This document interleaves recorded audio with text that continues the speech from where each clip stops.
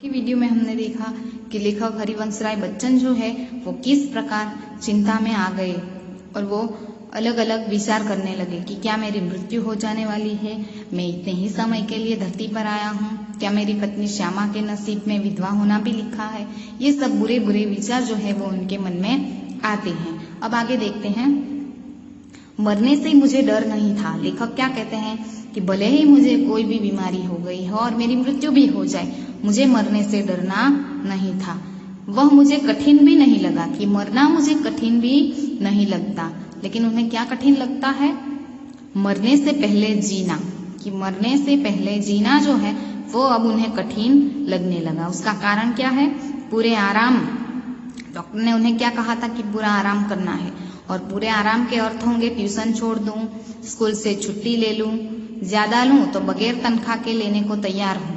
कि लेखक को आराम करने के लिए कहा, इसलिए काम तो छोड़ना पड़ेगा, और अगर मुझे स्कूल से ज्यादा छुट्टी लेनी पड़ेगी तो मैं बिना पैसे लिए ही छुट्टी लूंगा। फिर घर का खर्च कैसे चलेगा?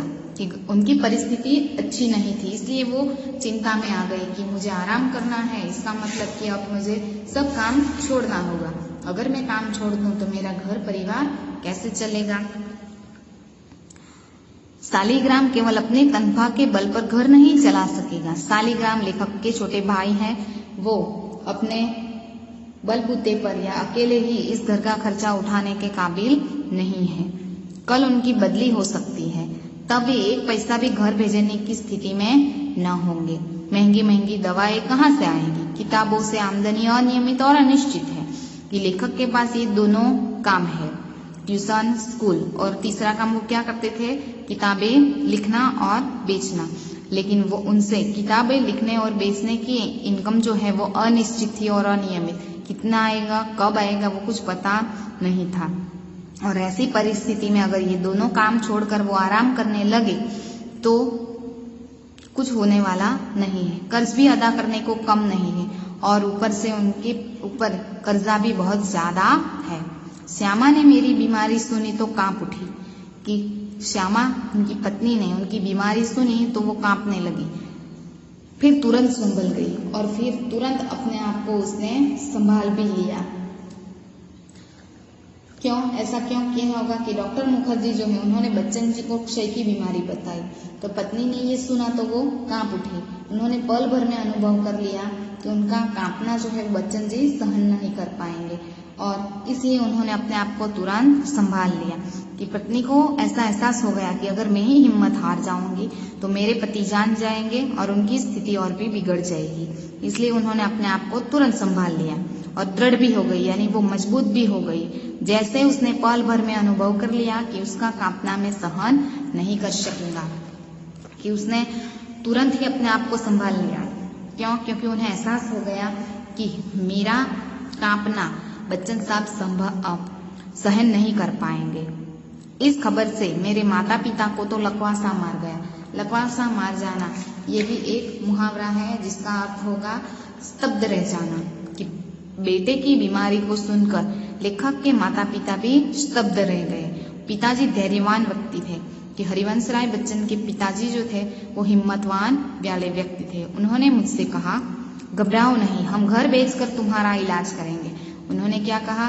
तुम बिल्कुल पैसे की चिंता मत करो, घर भी बेचने की नौबत आई तो वो भी हम बेच देंगे, लेकिन तुम्हारा इलाज कराएंगे।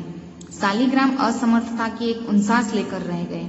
कि उनके छोटे भाई असमर्थता की एक उनसास लेकर रह गए, यानी सालिग्राम जो है उन्हें ये एहसास हो गया कि मैं मेरे भाई का इलाज भी नहीं करवा सकता, इतना भी सक्षम नहीं हूँ। ऐसा सोचकर वो रह गए। इसीलिए तो पिताजी को घर बेचने की नौबत आई। अगर मेरे पास इतने पैसे होते तो मैं मेरे भाई का इलाज करवाता और घर बेचने की भी नौबत नहीं आती। मैंने कुछ दिनों के लिए ट्यूशन और स्कूल से छुट्टी ले ली। किताबों की बिक्री से कुछ रुपये पड़े थे, उनसे दवाएं मंगा ली और चारपाई पर लेट गया। कि लेखक ने ट्यूशन और स्कूल से छुट्टी ले ली किताबों की बिक्री से, कि किताबें थोड़ी बहुत बिकी थी, उनसे कुछ रुपये पड़े हुए थे, उनसे उन्होंने दवाएं मंगा ली और चारपाई के ऊपर यानी आराम करने के लिए लेट गए, और श्यामा की सेवा साकार हो गई। साकार हो जाना यानी कि सफल हो जाना। और श्यामा ने मेरी सेवा की और उसकी सेवा जो है वो सफल हो गई। डॉक्टर ने निश्चिंत होकर आराम करने के लिए कहा था। निश्चिंत यानी चिंता मुक्त होकर मुझे आराम करने के लिए कहा था। जब बहुत कुछ करने को रहता था, चिंता के लिए समय ही कहाँ था। सही बात है कि मनुष्य के जीवन में अगर काम बहुत ज्यादा हो तो उसे चिंता करने का समय नहीं था। लेकिन अब तो चिंता ही चिंता करने को थी, लेकिन अब कोई काम नहीं था बच्चन साहब के पास। इसलिए वो क्या कहते हैं कि अब तो चिंता ही चिंता है मेरे पास करने को। विशेष चिंता मुझे सिर पर चढ़े कर्जे की थी। कि लेखक को सबसे ज्यादा चिंता किस बात की थी? अपने सिर पर चढ़े हुए कर्जे की थी कि मेरा इलाज हो या ना हो, पर कर्जे की किस्तें तो जानी ही चाहिए कि भले मेरा इलाज हो या नहीं हो, लेकिन कर्जा जो है वो तो मुझे अदा करना ही है। इसकी नियमित अदायगी के साथ मेरी साख जुड़ी थी। साख यानी प्रतिष्ठा, इज्जत। अदायगी यानी पैसे चुकाना, कि मेरे पास मेरा जो कर्जा है वो मैं नियमित रूप से कर्जदार को लौटाता हूँ, जिसके पास से लिया है उसे लौटाता हूँ, उसी के साथ मेरी प्रतिष्ठा जुड़ी है। और उसका जाना यानी मेरी प्रतिष्ठा का जाना, मरने से पहले ही मेरी मौत होगी। कि हरिवंश राय बच्चन भले ही गरीब थे, उनकी स्थिति अच्छी नहीं थी, फिर भी वो एक इज्जतदार और प्रतिष्ठित व्यक्ति थे। उनको अपनी इज्जत बहुत ज्यादा प्यारी थी। तो उन्होंने कहा कि अगर मैं कर्जा टाइम पर नहीं चुकाऊंगा तो मेरी प्रतिष्ठा भी जा सकती है, इज्जत जा सकती है, और वे मैं चाहता नहीं हूँ कि ऐसा अगर हुआ कि मेरी प्रतिष्ठा चली गई तो मेरे मर जाने से पहले ही मेरी मौत होगी।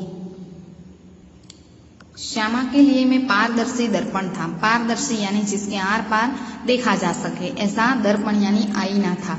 कि लेखक कहते हैं कि श्यामा के लिए मैं एक आईना था, वो मेरे आर पार देख सकती थी। कहने का अर्थ क्या है? वो देख नहीं सकती थी, मतलब कि लेखक उदास हो, खुश हो तो वो जान जाती थी। इसलिए उसे लगा कि मैं उदास हूँ, इसलिए उसने पूछा किसी बात से चिंतित हो? चिंता की खाती रहेगी तो दवा क्या लाभ पहुंचाएगी? पत्नी ने क्या कहा कि इस प्रकार आप चिंता ही करते रहोगे तो आपको दवा कोई लाभ पहुंचा नहीं सकती। मैंने कहा ट्रैक्स सोसाइटी के मुझ पर 400 कर्ज है, यानी 400 रुपये कर्ज है, और अन्य मित्रों के। कि लेखक ने पत्नी से क्या कहा कि मुझे बहुत सारे रुपये उधार लिए हैं मैंने, वो मुझे वापस लौटाने हैं। उसने जो उत्तर दिया उससे मैं चौंक पड़ा और सहसा यानी अचानक उठकर उसे घूर कर देखने लगा, जैसे श्यामा को एक बार फिर से पहचानने की जरूरत हो।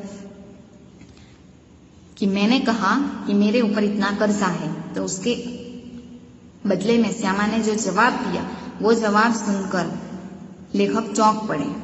श्यामा ने क्या कहा? कर्जा तो मैं आप तुम्हारे मरने के बाद भी उतार दूंगी, तुम इसकी चिंता छोड़ो। श्यामा जो है एक तरफ से पति को बचाने की बहुत कोशिश कर रही थी और ऐसा जवाब दे दी गया कि कर्जा तो मैं तुम्हारे मरने के बाद भी उतार दूंगी, तुम इसकी चिंता मत करो। मैं सोचने लगा श्यामा ने वज्र ही अपनी छाती पर रखकर यह वाक्य कहा होगा। वज्र छाती पर रखना ये एक मुहावरा है जिसका अर्थ है साहस और शक्ति का परिचय देना। कि उसने बहुत ही साहस और शक्ति के साथ ये जवाब दिया होगा कि कोई भी व्यक्ति ऐसे ही अपने पति को ऐसी बात नहीं कह सकता।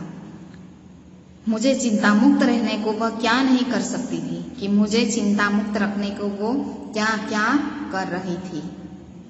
मरने के लिए जो मैंने अपने आप को छोड़ दिया था वह मुझे एकदम गलत लगा। कि बच्चन साहब जो है उन्होंने अपने आप को मरने के लिए ही छोड़ दिया था, जो उन्हें श्यामा का ये जवाब सुनकर एकदम गलत लगने लगा। मुझे अपने लिए नहीं तो श्यामा के लिए जीने का संघर्ष करना चाहिए। लेखक ने क्या कहा कि मुझे अपने लिए नहीं बल्कि मेरी पत्नी श्यामा के लिए जीने का संघर्ष करना ही होगा। श्यामा के लिए मैंने जीवन में कुछ नहीं किया। बच्चन साहब की परिस्थिति वैसे भी अच्छी नहीं थी, इसलिए वो कहते हैं कि श्यामा के लिए मैंने पूरी जिंदगी में कुछ नहीं किया, कभी करने के योग्य ही नहीं रहा। अब यदि मैं ऐसी स्थिति में उसे छोड़ जाऊं कि वह मेरे मरने के ऊपर मेरा कर्जा उतारने की चिंता करे तो मुझका जघन्य यानी बहुत बुरा या बहुत बड़ा अपराधी कौन होगा। कि लेखक क्या सोचते हैं कि पूरी जिंदगी मैंने अपनी पत्नी के लिए तो कुछ किया ही नहीं, और अगर मैं मेरा कर्जा उसके ऊपर छोड़कर मर जाऊं तो मेरे से बड़ा अपराधी और कोई नहीं है।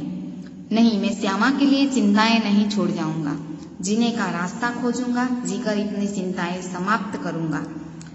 और ये बात जो है वो हर एक इंसान को लागू पड़ती है। हरिवंश राय बच्चन को, मुझको, आपको, सभी को लगता है कि जीवन के अंदर ऐसा जरूरी नहीं है कि अच्छी परिस्थितियां आए, खराब परिस्थितियों का सामना करना भी आएगा हमारे जीवन में। तो उस समय हमें चिंता नहीं करनी है, उसमें से जीने का रास्ता ढूंढना है और हमारी सारी चिंताएं हमें समाप्त करनी है।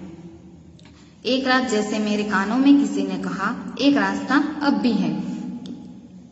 किसी ने कानों में कहा, कहने का मतलब कि किसी ने कहा नहीं, बल्कि लेखक को ये विचार आया कि जीने के लिए एक रास्ता अभी भी खुला है। और कौन सा रास्ता है वो हम आगे के वीडियो में देखेंगे। Thank you.